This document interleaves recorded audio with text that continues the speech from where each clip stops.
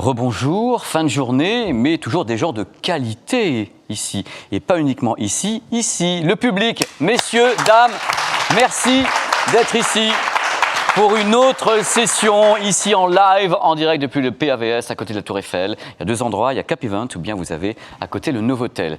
Je n'ai jamais pu parler de Laser TV sur ce plateau. Et c'est la première fois que je peux le faire. Et ça, je suis super content parce qu'on pose beaucoup de questions autour notamment de la Laser TV. Et quand on pense Laser TV et certains types de produits, on pense à une marque en particulier, la marque Hisense. Eh bien, on va parler avec la marque Hisense et un de ses représentants qui s'appelle Damien, qu'on va applaudir très très fort avec la voix d'Air France. Damien, bonjour. Bonjour Pépé. Ça va, t'es pas trop fatigué de ce salon? Non. Voilà, parce que on m'a dit, d'autant disent qu'il y a beaucoup de monde chez toi. Eh ben c'est vrai, et on a commencé vendredi, j'espère que ça se voit pas trop sur les cernes. Pas autant que moi. Non, et d'ailleurs je voulais faire une petite digression. Merci. Là, ils se demandent pourquoi, parce que c'est vrai qu'on a énormément de personnes qui viennent nous voir. On a des télés, des lasers TV sur le stand, on pourrait pas avoir de télé, ça reviendrait au même. Tout le monde est intéressé par les lasers TV. Et merci, parce que je sais que c'est un produit qui te passionne et que tu as su, je pense, passionner les gens avec. Nota bene, je te renvoie la gentillesse, parce que dans la vidéo sur la chaîne, c'est toi qui es dedans. Donc moi, je n'ai fait que t'interviewer, les gens, ça les passionne, je suis content parce que moi, je suis passionné. Et justement, j'aimerais que tu réexpliques un petit peu, Damien, si tu le veux bien, le concept de la Laser TV, parce qu'il y a beaucoup de légendes urbaines, d'adages, ça marche comme ci, comme ça, est-ce qu'il faut le noir dans la pièce, un écran particulier par rapport à un OLED et ma soeur qui arrive demain, tu vois, des trucs comme ça, tu vois, on a besoin de savoir. Alors, au commencement, le Laser TV, c'est le mix parfait entre le téléviseur et le vidéoprojecteur. Pourquoi? Le téléviseur a la qualité, c'est d'être très lumineux. Donc on peut l'utiliser dans n'importe quelle pièce, de jour comme de nuit. La contrainte d'un téléviseur, c'est sa taille au final. Pour un constructeur comme nous de téléviseurs, c'est très compliqué d'aller fabriquer des très grandes dalles d'écran, 88, 100, 120 pouces, parce que dans les usines, en fait, plus c'est grand, moins on en fait. Donc ça coûte très cher. Donc la limitation déjà du téléviseur, c'est sa taille d'écran. C'est aussi un bon mix avec un vidéoprojecteur, parce qu'une des forces du vidéoprojecteur, c'est justement sa taille d'écran. Par contre, c'est très peu lumineux. Dit autrement, j'ai un vidéoprojecteur à la maison, il faut que je ferme les volets, et ça, on se fait souvent disputer à la maison s'il y a 16 heures pour lancer un jeu vidéo, on doit fermer tous les volets. On n'a pas le même vidéoprojecteur. Peut-être, je ne sais pas. C'est vrai globalement. Non, mais sur une réalité de marché, en tous les cas, c'est une réalité. Faut faire attention. Et donc nous, l'objectif avec un produit comme le Laser TV, c'est qu'on puisse avoir une très grande diagonale, vu qu'on se parle de produits de 88, 100, 120 pouces, mais qu'on puisse utiliser dans son salon à tout moment de la journée. Et pour une utilisation vraiment générique de l'écran, que ce soit du ciné, de la série, du jeu vidéo, de la TNT classique, etc. Alors moi j'ai une question, parce que là tu me parles de pénombre, semi-pénombre, ou bien un moment où il y a beaucoup de lumière. Est-ce que les gens qui veulent installer ce type de produit doivent avoir un mur blanc classique classique, ou est-ce qu'ils doivent acheter justement pour avoir cette possibilité de voir en semi-pénombre et en plein jour un écran particulier qui fonctionne avec votre produit? Alors, c'est la première question qu'on nous pose. Et ouais. Donc merci. Alors, techniquement, ça fonctionne. C'est-à-dire que ça reste de la projection, vous pouvez l'envoyer sur un mur. Vous aurez une image. Par contre, vous allez voir toutes les aspérités du mur. Parce qu'il faut expliquer, ça vient d'en bas. C'est ça. La lumière vient d'en bas, donc si vous avez un bouton ici, voilà, vous avez l'ombre. Vous allez voir, c'est une horreur. Et ça vient d'en bas, la lumière vient d'en bas. Contrairement au projecteur qui est en face. Donc, ça fonctionne techniquement, mais en aucun cas, vous pourrez avoir un rendu efficace si vous n'avez pas un écran dédié.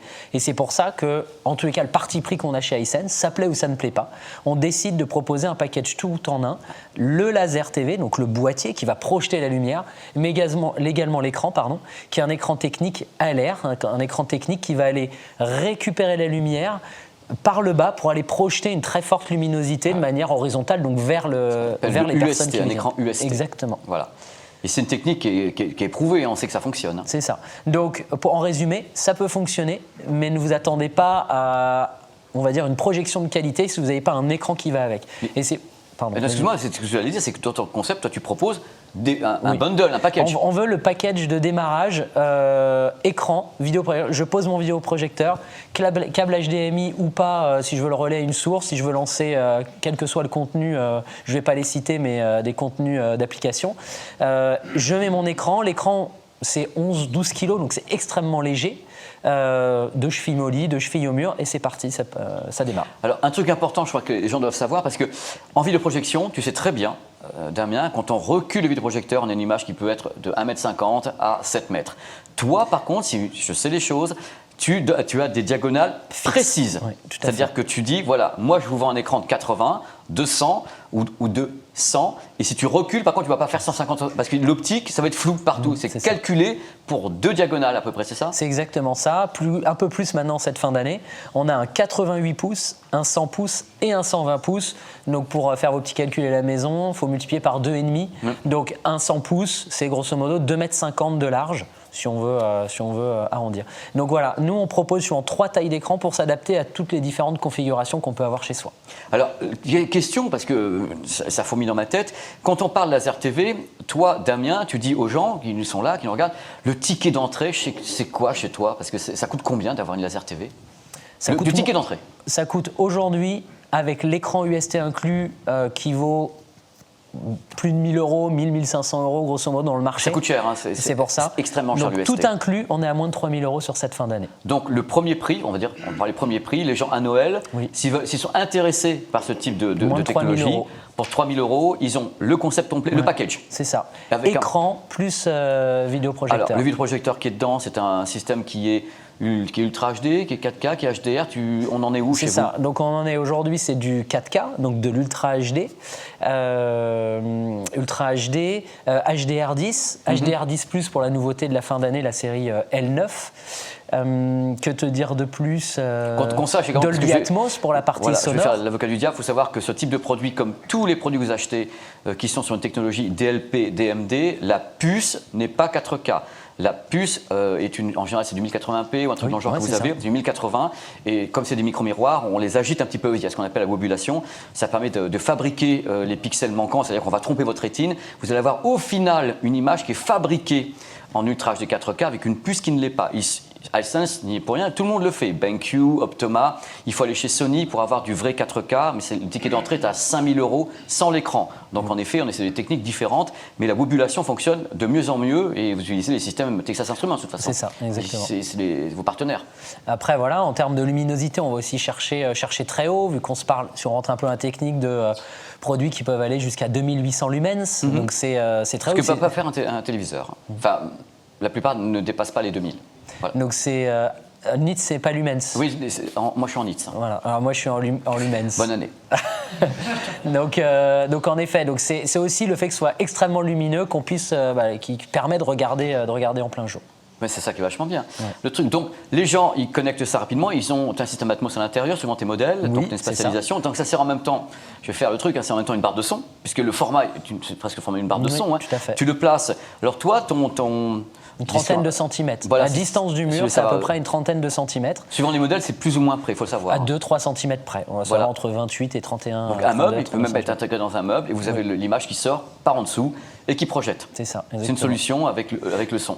Donc en fait, nous, on l'a vu depuis maintenant 2 jours au salon, ça intéresse vraiment les gens qui n'ont pas forcément une salle de cinéma dédiée à la maison et qui veulent vraiment avoir un très grand écran dans la salle de vie et qui puisse leur permettre de regarder le matin des dessins animés pour les enfants, le midi le journal de 13h et se faire une soirée cinéma le soir avec un écran géant. Et on s'aperçoit que c'est vraiment ce type de personnes qui sont intéressées par le produit. Non mais il y a une appétence, tu sais, à chaque fois qu'on en parle, que ce soit avec toi, dans les médias, ici on sent l'appétence pour la laser TV, mais j'ai 2 questions autour de ça, parce que je sais qu'en Asie, c'est un sport local, ça fonctionne. Vous êtes numéro 1 sur la diagonale de 80... En fait, de plus de 75 pouces en Asie, grosso modo, plus de la moitié du marché, c'est des lasers TV. Pas que Hisense, mais c'est, comme tu l'as dit, c'est un produit qui est déjà mature et Hisense occupe la moitié du marché, justement, des lasers TV en Asie. En Asie. fait du monde.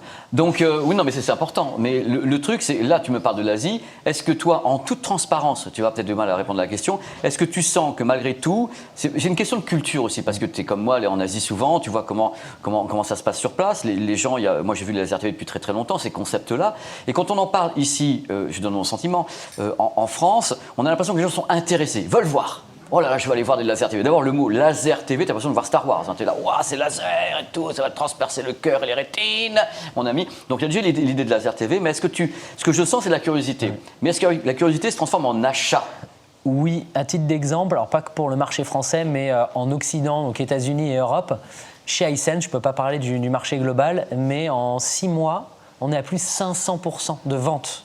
Les gens étaient chez eux, coincés, ils étaient désespérés, ils ont acheté tes produits. Il y a une vraie demande. C'est ça. Mais là où tu as raison, c'est que c'est pas évident de comprendre le produit et les gens ont besoin de le voir. Mais c'est pour ça. Et c'est vrai qu'au salon, là, les gens viennent le voir, ils disent depuis le temps que j'en entends parler, alors, je le vois enfin. Nous avons un public aimé et chéri ici. Qui a été voir sur le stand Hisense la laser TV? Eh bien, quand même, il y a du monde qui est passé. Alors, est-ce que, on va faire, lever de la main, est-ce que, quand vous avez vu ce produit, vous avez dit, oh là là, c'est l'avenir, j'en veux une? Ah non, mais alors, faut préciser qu'ils disent pas oui ou non, ils lèvent la main. Ah non, mais c'est la main, c'est qui? Je recommence, c'est pas méchant, soyez gentils aussi. Il va me péter la gueule après. Ah non, faut dire la vérité. Il ne connaissait pas, il est baraqué. Non, j'ai une autre question déjà. Non, c'est moi qui pose les questions. Vous avez vu le produit, est-ce qu'il vous a semblé bon, pertinent et de qualité? Oui.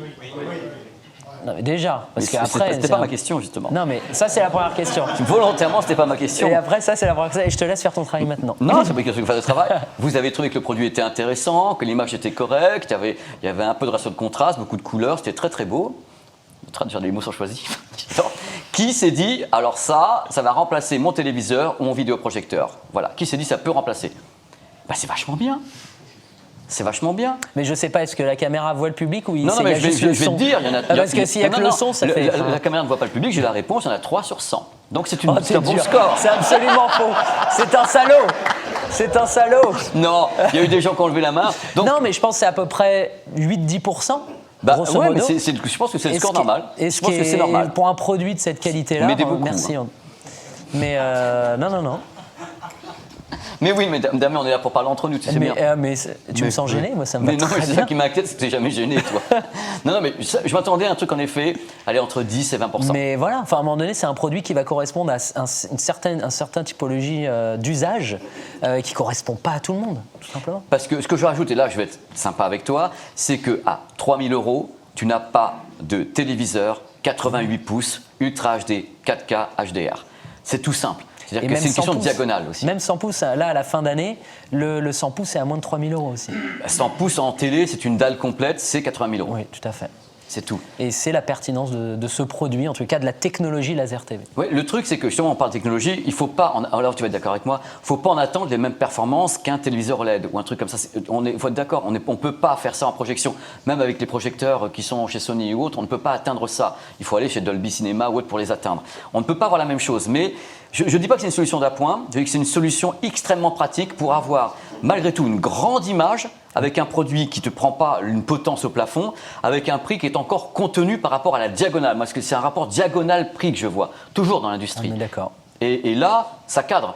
Mais c'est pour ça que chez Hisense, on propose toutes les catégories d'images, c'est-à-dire que ce soit du QLED, de l'OLED ou du laser TV, pour essayer de répondre aux différents besoins. Alors justement, tu me mets une voie royale, parce qu'en plus, vous voulez lancer peut-être un OLED aux environs de 1 000, 1 200 €, c'est ça? Tout à fait, qui arrive dans les quelques... Non, c'est pas celui qu'on monte, on en montre un petit peu au-dessus, la série 9, et c'est la série 8 qui arrive dans quelques jours dans la distribution française et qui va être aux alentours de 1 000 €, qui risque de perturber un peu le marché. En tous les cas, c'est ce qu'on espère. Non mais c'est ce qu'on attend de vous surtout. Donc ça va être un téléviseur OLED, je crois qu'il est 60 Hz. On a un 60 Hz, on a également à peu près pour le même prix un 100 Hz avec un pied rotatif ce qui est plutôt rare sur le marché. Dalles LG, bien sûr. Dalles LG, bien sûr, donc Dessus. des dalles de qualité. Et donc voilà, donc en effet, on essaye d'être présent comme ça et surtout de répondre à l'usage. On T'as a des eu barres de son aussi, non? barres de son inclus, ça c'est sur la série 9, celle qui est au-dessus. Et en fait, c'est vrai, ce qu'on voit dans le salon, c'est des gens qui nous disent, même je suis un peu perdu, il y a tellement de technologies d'image, qu'est-ce que je dois prendre? Et on essaye toujours de raisonner, mais ok, moi ma première question c'est, qu'est-ce que vous faites de votre télé? Est-ce que c'est juste pour regarder des films, des Blu-ray? Est-ce que c'est un produit, c'est un usage un peu plus Gaming, généralisé, par exemple. Gaming? Est-ce que vous recherchez plutôt le cinéma à la maison? Et on peut orienter. L'avantage de faire toutes les technos, c'est que Tu peux en vendre plein. choisit pas, quoi. Voilà, moi, je te finis ta phrase, donc tu peux en vendre plein. Alors le truc par contre, moi je suis très clair là-dessus, je pense pas que ces produits soient des produits pour le gaming. Même si on annonce les performances, aucun vidéoprojecteur dit avec ce type de technologie ou même chez BenQ, les modèles particuliers pour le gaming, ce ne sont pas des produits gaming. Donc là, je dis, si vous voulez vraiment faire du gaming à haute vitesse ou un truc comme ça sera à mon avis, et là il ne va pas répondre, mais ça ne sera pas une laser TV. Il faut aller vers des téléviseurs qui peuvent enquiller de la latence et du 120 images par seconde, des trucs comme ça. Mais si tu veux du gaming sur du 100 pouces, en fait, il est là le sujet. Le laser télé, il est là. Nous, on ne veut pas se comparer par rapport à un téléviseur. On sait en vendre des téléviseurs. C'est se comparer par rapport à une personne qui veut un écran géant, un écran 100 pouces à la maison. Mais j'ai bien compris. Mais tu as des modèles 75 pouces qui existent, qui sont des modèles 4K. Mais on n'y arrivera jamais, Damien, parce que bon. Non, et puis entre 75 et 100, hein, mais oui, c'est pas grand-chose. C'est comme dans ta taille et ma taille, il y a 2 cm de différence. Faut arrêter de déconner. Non, c'est bon. Mais dans tous les cas, je dis, c'est un sujet qui passionne parce que ce que moi je ressens, cette appétence. Les gens veulent savoir. Et c'est le point le plus positif de ta présence ici. Tu as commencé d'ailleurs tout à l'heure en disant, on se demande pourquoi on a mis des téléviseurs, tout le monde voit les laser TV. Mais c'est ça. Les gens veulent savoir.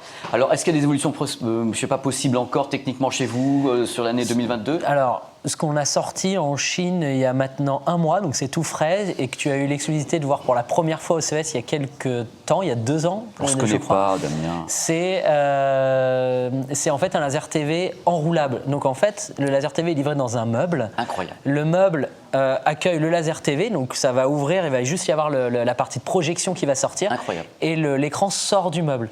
Donc ça, c'est des innovations. C'est pas, il y a 2 ans au CES, tu l'avais vu, c'était un prototype. C'est une réalité, on l'a sorti il y a 1 mois en Asie. Et on espère, dès l'année prochaine, pouvoir en proposer en France. Et là, on est sur des produits qui sont d'exception. Hein, oui, comme les téléviseurs en OLED, le Rollable. La vidéo est sur ma chaîne d'ailleurs, dans cette techno, Hisense, enroulable. Il faut s'attendre à des tarifs de ouf, mais on le sait à la base. Ce sont des expérimentations, entre guillemets, industrielles. Dans tous les cas, moi, je suis extrêmement heureux d'avoir pu t'accueillir. C'est génial. Et en effet, moi, je terminerai en disant que il faut les voir, ces produits. C'est-à-dire qu'après, vous ferez un jugement, vous direz je veux pas, j'imagine pas, mais au moins vous aurez expérimenté le truc. Voilà. Et par rapport à vos desiderata, ce que vous voulez ou ne voulez pas. Et c'est ça qui est intéressant avec ce type de salon, où on peut voir les gens. C'est la première fois qu'on fait ce salon et j'espère pas la dernière. Mais on t'attend avec tout plein les organisateurs sont là, ils sont déjà en train de t'envoyer le chèque. Mais c'est merveilleux, on est très contents. Damien, c'était un plaisir. Merci beaucoup en tout cas. Vraiment, j'espère te rencontrer un jour dans la vie, t'es vraiment un mec génial. Voilà, merci, on l'a petite. Merci à tous.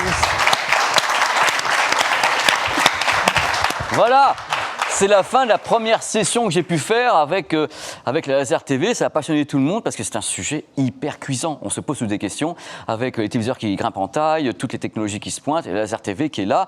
Et on essaye de trouver une façon, en effet, de la faire exister au milieu de toutes les technologies. C'est bien ce qu'a dit Damien, parce qu'on a plusieurs technos. Et donc, il faut expérimenter. C'est le mot de la fin. On se retrouve tout de suite avec des tas de trucs géniaux et on finira avec Panasonic en plus, qui fait de l'OLED. Ça sera des discours différents et c'est merveilleux. C'est ça la diversité de la life du Salon Paris Audio Video Show 2021. Vous avez encore 1 heure pour venir nous voir. C'est suffisant pour nous faire un bisou. Ciao.